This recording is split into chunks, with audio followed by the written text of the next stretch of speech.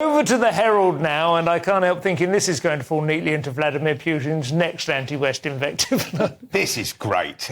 This is another wonderful example of how the progressive left can tie itself in knots and shoot itself in the foot like some sort of demented contortionist. Kate Forbes, who was, I believe this morning, the bookie's favourite to replace Nicola Sturgeon as First Minister in Scotland, is being referred to the SNP's own conduct committee by members of the party's LGBTQ plus wing after she said in an interview with ITV Border, and I'm quoting exactly here, and it's like a fairly uncontroversial thing, but apparently it inflamed the LGBTQ plus wing of her party.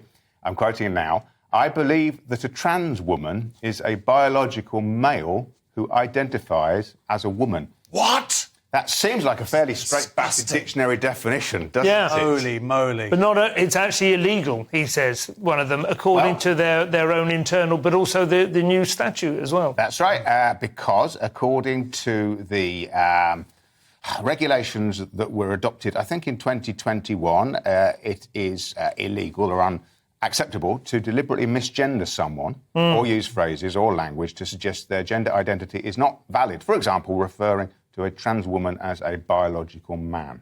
Yeah.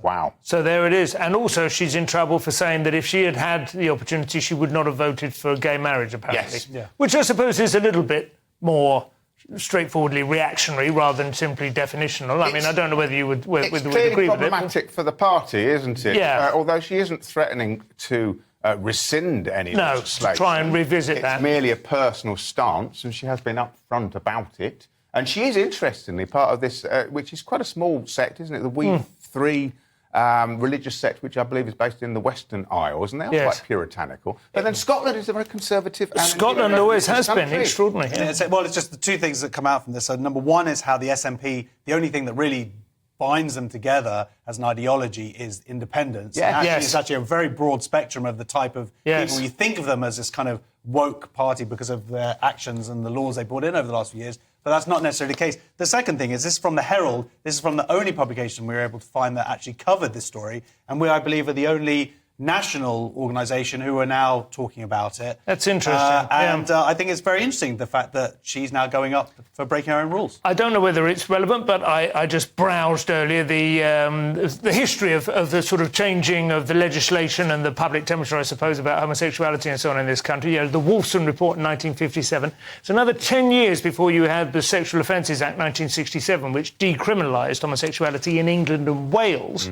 And according to David Steele, who you may remember, David Steele from the Liberal Party, he was intrigued as to why it had been made England and Wales, not Scotland, and he asked the man who had brought the bill forward, and he said, because we're going to bring this bill forward on the Friday, and we know for a fact that if we include Scotland in that legislation, the Scottish MPs will stay behind and vote against it.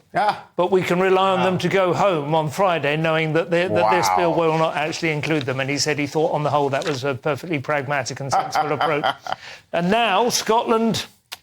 well ahead of the pack, let's say. Metropolitan Scotland. Of course, in that rural regard. Scotland, very probably not. Absolutely.